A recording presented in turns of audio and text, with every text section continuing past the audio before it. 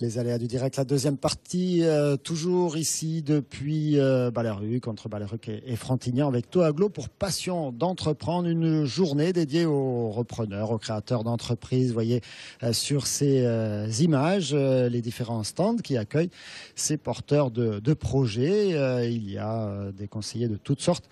On a vu tout à l'heure des experts comptables, des avocats. Il y a des banquiers aussi, beaucoup de banques représentées ici. Et puis également, bien sûr, les services économiques de Toaglo pour accueillir des créateurs d'entreprises, et puis TV Sud aussi pour accueillir des créateurs d'entreprises sur ce plateau, avec par exemple Fanny Basterex qui est avec moi. Bonsoir Fanny. Bonsoir. Ça va bien? Très bien, merci. Vous êtes en pleine forme, vous êtes rayonnante, chère Fanny Basterex, on dira pas tout sur ce plateau. On a également Jean-Michel Nicoulet. Vous allez bien? Bonjour, merci, ça va? Ça va, ça pousse? Ouais, ça pousse toujours. Non, je le taquine parce qu'il fait du gazon synthétique, donc ça pousse avec difficulté, le gazon synthétique. Mais ça marche bien. Par contre, il y a une entreprise qui pousse, c'est la sienne. Il nous en dira plus dans un moment. Et puis en face de lui, Roger d'Autricourt, bonjour. Bonjour. Alors vous, je vous présenterai un peu plus longuement tout à l'heure, mais parce que en plus, vous avez plusieurs casquettes, hein, vous avez plusieurs entreprises. Exactement. Les fruits du Sud et Exact Conseil, vous allez voir dans des secteurs radicalement différents. Alors on va s'intéresser à vos parcours, à vos entreprises, mais on va s'y intéresser aussi parce que tous les trois, vous avez une histoire avec ce bassin d'activité, avec l'agglomération de Thau, avec Thau Initiative dont on a parlé il y a un instant. Par exemple, vous, Fanny Basterex, déjà, votre entreprise, c'est un studio de photos. Alors, je suis photographe de mode et d'entreprise, donc je fais les deux. J'ai deux casquettes aussi, mais ça reste dans le même secteur d'activité, la photographie. Ensuite, la mode, c'est surtout, je forme des jeunes mannequins, je crée un book mode. Et pour on va voir quelques images du reste que vous nous avez gentiment adressées. Un travail très créatif. Regardez, voilà, vous avez rendez-vous avec cette jeune femme, par exemple, qui fait du sport. Voilà, ça, c'est un travail que vous faites dans votre studio, on imagine. Oui, oui, oui. Et vous êtes amené également à beaucoup vous déplacer. Vous travaillez avec une immense entreprise multinationale installée très loin d'ici, et vous ici depuis le bassin de Thau. Oui, depuis quelques mois, je travaille avec Google, c'est-à-dire qu'on est quelques photographes en France à proposer un nouveau produit de visibilité pour les entreprises. Ce sont des visites virtuelles en ligne sur Google Maps. Donc, je fais la chance de faire partie de ces quelques photographes. Donc ça crée de l'activité, hein, ça vous oblige à beaucoup vous déplacer. Oui, vous m'avez expliqué. Alors on va revenir sur les prémices de votre entreprise. Au départ, il y a une volonté de créer. Vous n'êtes pas tout à fait dans ce domaine-là, même si c'est votre passion. Alors au départ, j'ai contacté plusieurs personnes. J'ai commencé par la Chambre des métiers, Toaglo, et puis aussi Pygmalion, Pygmalion m'a vraiment conseillé sur mon côté artistique et m'a aidé de A à Z à finaliser mon projet. Voilà. Et Thau Initiative, hein, on en parlait tout à l'heure, sont les fameux prêts d'honneur. Donc déjà une étude du dossier, il faut avoir fait un bon dossier. Et puis si le dossier reçoit l'agrément du comité de Thau Initiative, ça veut dire derrière des fonds. Et vous avez donné combien par exemple? C'était 5 000 euros. 5 000 euros, donc c'était à taux zéro, donc c'était vraiment indispensable pour commencer à acheter mon matériel.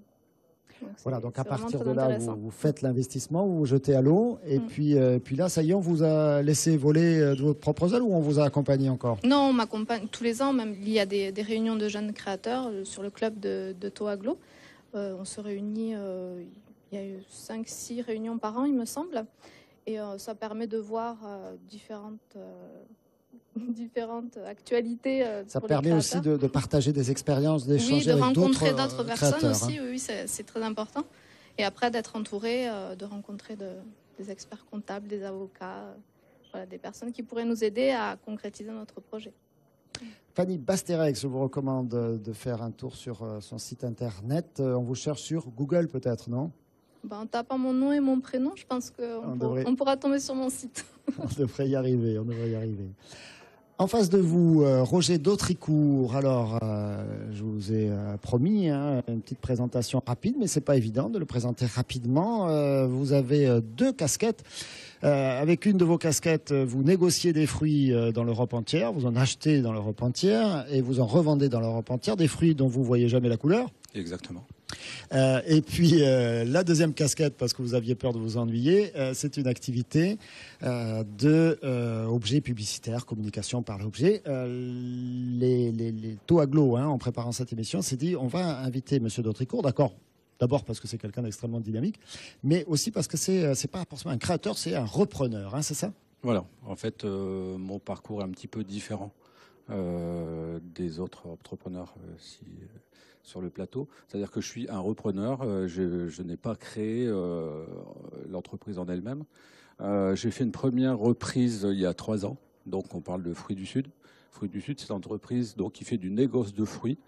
Nous achetons en Europe et nous vendons en Europe, comme vous l'avez dit. Nous achetons en fait directement aux producteurs les fruits qui sont refusés au tri et au calibrage. À savoir que les fruits que vous achetez en grande distribution sont les fruits qui ont été au préalable triés et calibrés. Donc nous achetons ces fruits qui sont donc refusés et nous les vendons à la demande des industriels qui les transforment en compote, en confiture, en liqueur, en jus de fruits, etc.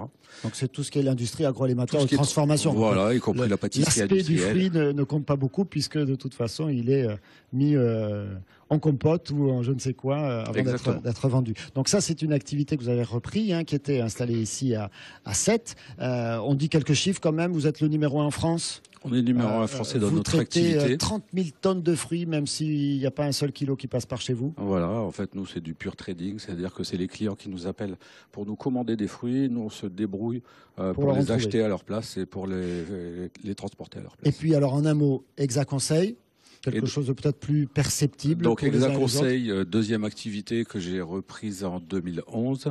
C'est une activité donc de support. On vend à nos clients des supports promotionnels pour leur activité. Et donc c'est une société qui en fait qu'on connaît sous la forme d'objets publicitaires ou de textiles publicitaires.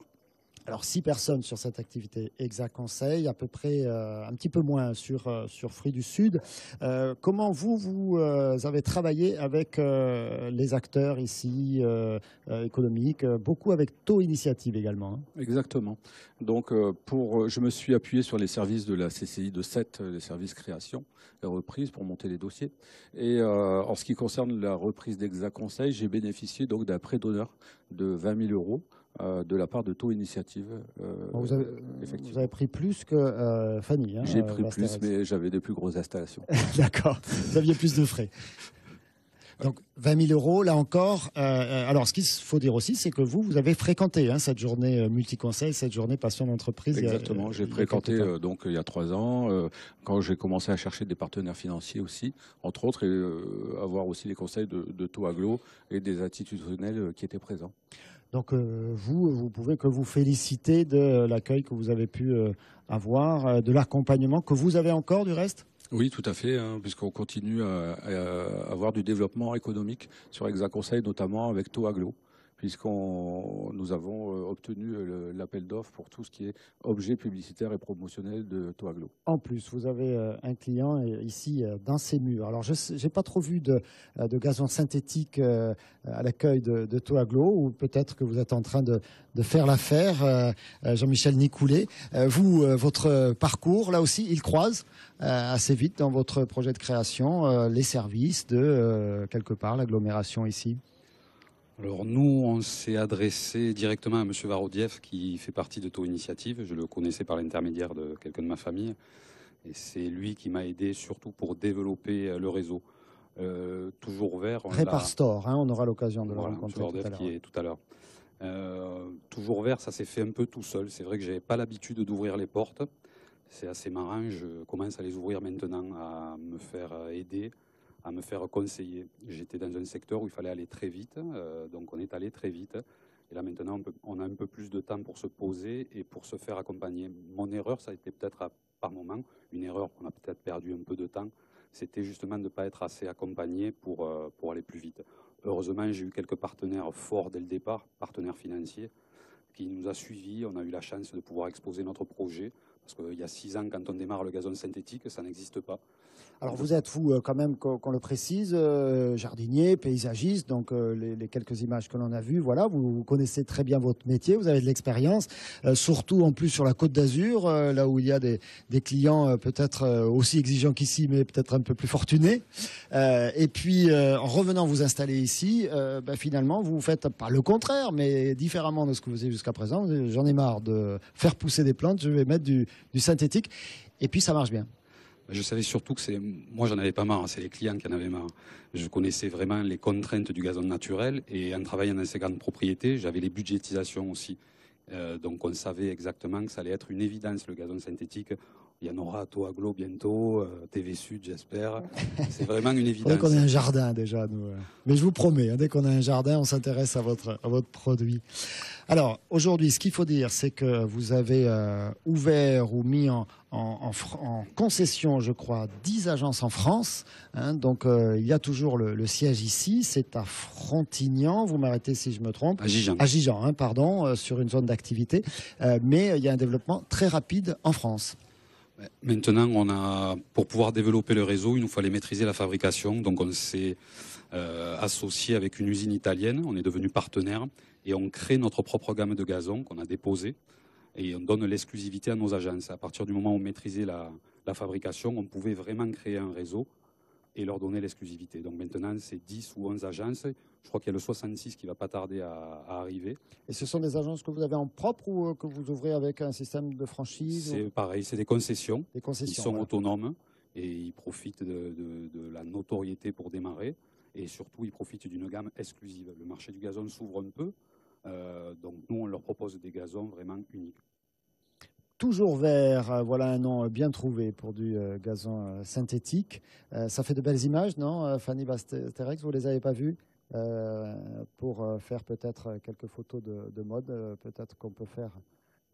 voilà, on peut mettre en relation les créateurs d'entreprises sur ce plateau. Quel conseil vous donneriez à un porteur de projet là, qui vient de pousser la porte de Toaglo, Roger Dautricourt? Mais je conseillerais d'abord d'aller voir tout le monde, autant la CCI que Toaglo, que Too Initiative, tous les institutionnels, de ne pas avoir peur, de prendre des rendez-vous et de prendre des conseils, parce qu'en fait, on a nos experts comptables, on a nos avocats, mais aussi il y a toujours des leviers à trouver avec les institutionnels qui vont nous donner aussi certaines adresses ou certains conseils pour aller voir d'autres institutions qu'on ne connaît pas du grand public au niveau du département, au niveau de la région. Donc il faut prendre le temps d'aller chercher, c'est jamais perdu. Quand on crée une entreprise, après c'est parti. Et donc, comme vous le disiez tout à l'heure, il faut s'occuper de ses clients, de ses fournisseurs, de ses salariés. Parfois, on n'a plus trop le temps. Donc il faut profiter de cette période de création pour prendre le plus de renseignements, d'informations possibles. Merci à tous les trois. On marque une nouvelle courte pause. On se retrouve dans un instant avec Pierre Bouldoir, le président de Toaglo, et le parrain de Passion d'entreprendre, Daniel Herrero. À tout de suite.